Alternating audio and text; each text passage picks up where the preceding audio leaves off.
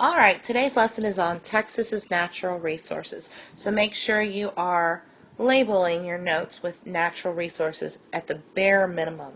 Texas contains a number of different landforms, and with that we have a lot of different natural resources.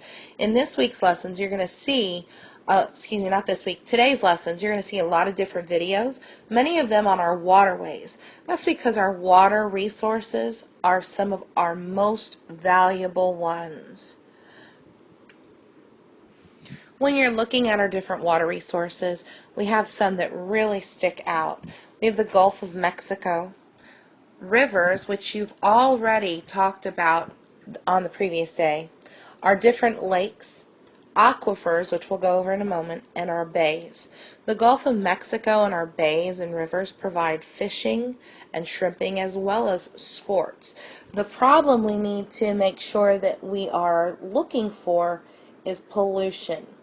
We need to make sure that we are not polluting our waters, because this is where we get a lot of our seafood from, and we really don't want not only ourselves to get sick, but also all the fish and the different animals that use those waterways. Now, in yesterday's video, you guys were looking at the rivers of Texas. You learned about our three border rivers, the Rio Grande, the Red, and the Sabine.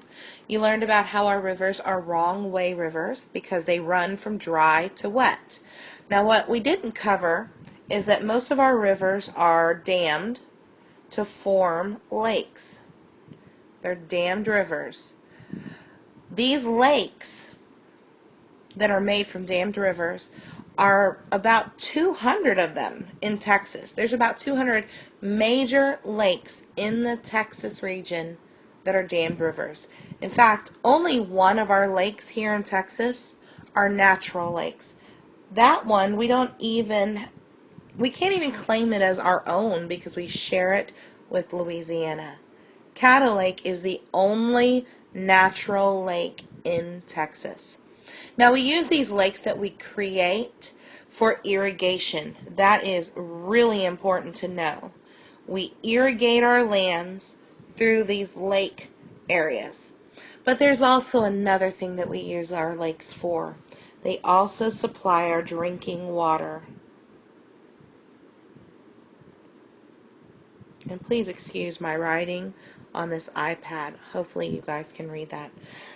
These lakes give us our drinking water because where our area here in southeast Texas is located, we can't use our aquifer. Now let's talk about what aquifers are. Aquifers are underground water sources. There's a video attached today on aquifers, and I highly recommend paying close attention because it's a harder concept to get because it's something that we don't normally talk about. Now, an aquifer is an underground water source. If you've ever seen a well digs into find that underground water source, which is an aquifer. We have two main ones that we talk about here in the state of Texas. Our first one that we talk about is the Edwards Aquifer. The second one is the Ogallala Aquifer. I know it's a funny name, but it's one of those big ones that you have to know. Okay, the picture that you see off to the right are our major aquifers here in Texas. Now, like I said previously, this area right here, while that is the Gulf Coast Aquifer, we're too close to sea level to be able to use it. Whenever we use the water from the Gulf Coast Aquifer, our lands towards the coast start to sink a little bit. So instead of using aquifer water, we use lake water. Now, if you go up here, this blue section, that's the Ogallala Aquifer, and it's in a section of Texas that's very dry and doesn't get a lot of rainfall. The problem here with this aquifer is that people have used this aquifer for over 100 years, but there's no rainfall. Rainfall is what refills. Rainfall refills the aquifer. Without the rainfall, the water level in the aquifer drops further and further down. So right now we have conservation programs out there to help conserve the water in the Ogallala Aquifer. The Ogallala Aquifer extends way up into the Midwest. Now we also have another aquifer in this region called the Edwards Aquifer. That aquifer supplies the San Antonio region. We don't have to worry about that region slipping down further like the southeastern part of Texas does, because it has a plateau above the aquifer preventing the land from sinking in any. So mainly here you need to remember that aquifers are used to irrigate cities and farms. It provides drinking water for a lot of areas. And the rainfall that a region receives is what refills or recharges the aquifer.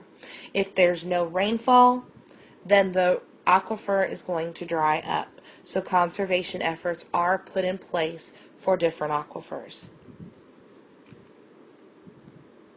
And the next thing is our soil. Our soil is a huge natural resource.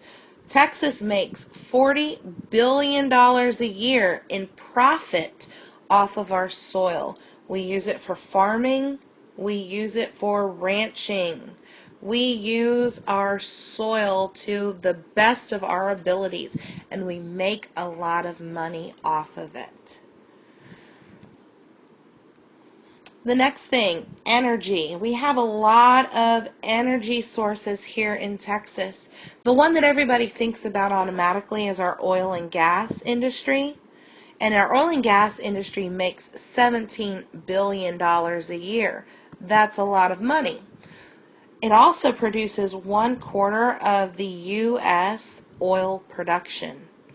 Domestic oil, we're talking about oil that is produced here in the United States. 1/4 of it comes from Texas. That's a huge percentage, a huge percentage. So I want you to think about where else we could find oil in the United States to make up the other 3/4 of the oil produced in the United States. Now, on top of that, we also have petroleum, we have coal, we have sand, and we have salt. All of those sources are found here in Texas. Now, our petroleum, that's when we're talking about oil. That is the most important one you have to know. But salt, probably didn't know that we have a huge salt resource here in Texas. It's located in the Grand Salines out near Dallas. And those of you science people, you'll know that saline is a solution of water and salt. Well, right there outside of Dallas, you have the Grand Salines, which is salt mining. You also have several building stones here in Texas. Granite, limestone, and gypsum are all building stones that are found here in Texas. If you go more towards central Texas, you'll see a lot of areas that mine for stones like this. Okay, well, this is it for our natural resources lesson. Please make sure you're watching the other videos that are attached to this lesson for today.